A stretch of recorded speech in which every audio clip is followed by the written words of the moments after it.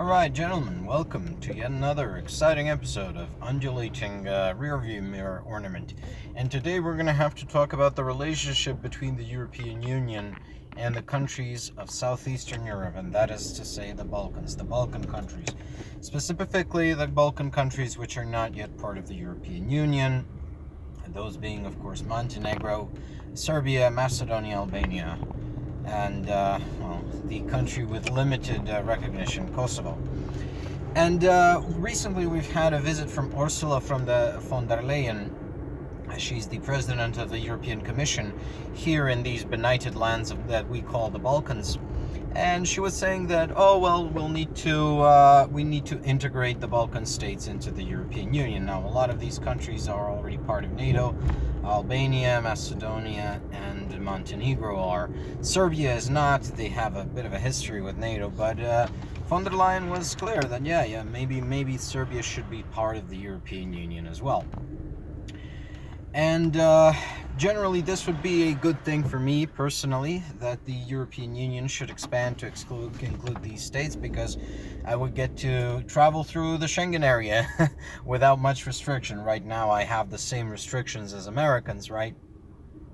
But out of interest, out of full disclosure, I would like to say that this is generally a bad idea for the European Union, unless it actually does something to fundamentally change these, I would say, diseased countries, diseased regimes. Now, a lot of people in Europe have a general idea that the states of the Balkans are corrupt, that the states of the Balkans are not really democratic. They are somewhere between oligarchy and despotism in terms of political governance, and that even if the oligarchs were to be removed, the noble people would not rise up to create a Jeffersonian democracy, but rather they would get more of the same, because the countries of the Balkans have it's not a elite rot, it's not elite corruption. Well, of course there is elite rot and elite corruption in the countries of the Balkans, but what we fundamentally have is popular corruption.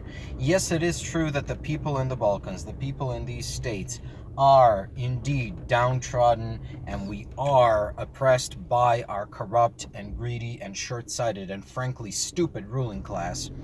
But it is also true that we have that very, very old disease of the slave who dreams not of freedom, but of one day becoming the master. If you empowered a lot of the people in the Balkans here, they would essentially behave the same as the criminal oligarchs ruling today. So we have a bit of a problem. Just now we had municipal elections here in Macedonia. I'm Macedonian, in case the giant hood ornament didn't tip you off.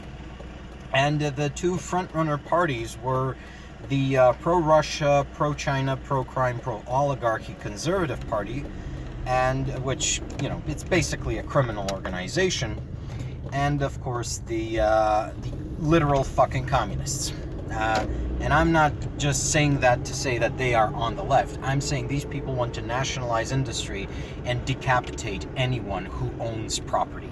They are the second largest party in the country. Of course, these are municipal elections, so it's really more about local governance. But another thing that was really interesting is that we barely broke 30, maybe it was 40% census on the election, so the people really do not see much of an option, and of course every party decreased in votes this time around. We are just losing faith in the democratic political process as a nation here. But that's really not the point. I mean, the problem here is Europe wants to get us into the European Union. Fine. Europe needs our resources. Fine. Europe needs us as as workers. It needs us if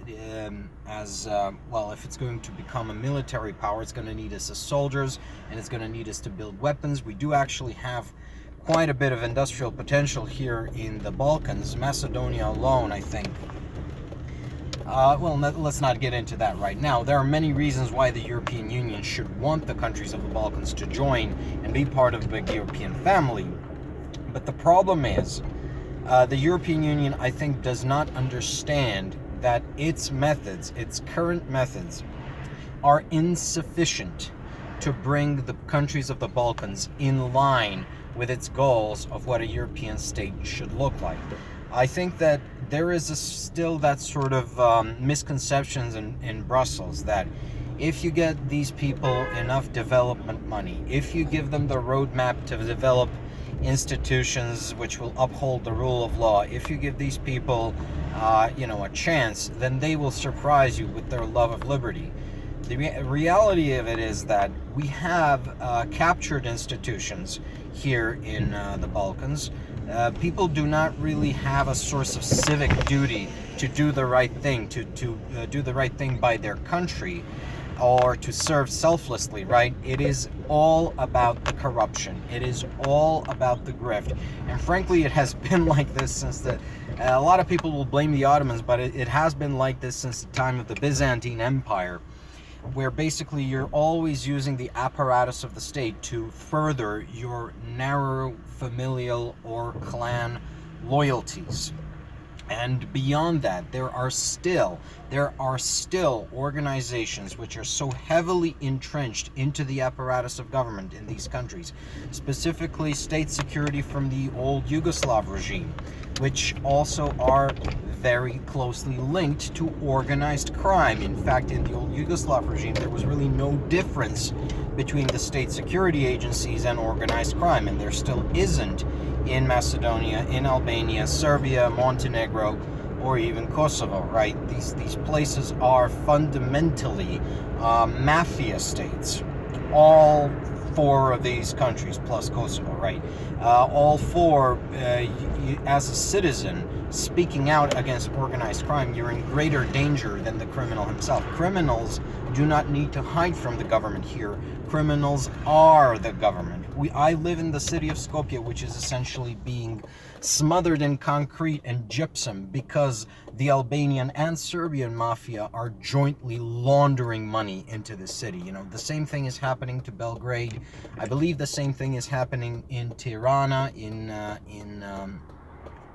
Albania. So if the European Union wants the countries of the Balkans to be full and contributing members of the Union instead of just another Hungary, which is to say a bleeding ulcer, which soaks resources out of the Union while causing political chaos within, well, then the European Union will have to get a lot louder and a lot more muscular about enforcing the rule of law, about enforcing democratic norms, and about fundamentally cracking down on organized crime. Because, like I reiterated, here we do not. It's not that we are countries with mafias. We are mafias with countries in the Balkans. And if the European Union truly intends to make this region of Europe part of itself and to bring the people of the Balkans into the long-awaited European future, it will have to essentially dismantle the apparatus of government as is. I mean, because I don't think that these governments can be reformed. I don't think these political systems can be reformed. They will have to be dismantled and rebuilt anew in order to truly, I would say, liberate these people, maybe even against their will, from the apathetic, pseudo-authoritarian mode of governance they have become used to since, I will reiterate, the Byzantine Empire. The European Union here will be fighting once again, because the European Union, they think of themselves as the heirs of Charlemagne, right?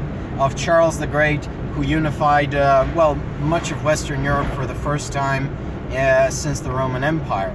Well, this Carolingian Empire, this empire of Charles the Great, the Holy Roman Empire, was considered a false empire by the Byzantines. So once again, we will have to see a battle between Carolingians and Byzantines for legitimacy. It need not be an open conflict, an open armed conflict.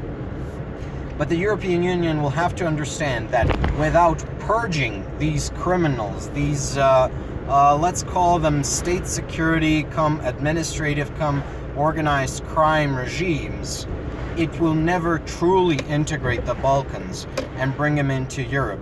up until such a time that the European Union finds the wherewithal to clear out these social parasites posing as governments, the Balkans will remain as it is right now, part not so much of Europe, but of the Middle East, a collection of tin pot despotisms which exist for the personal profit of their ruler, of the mafias ruling them.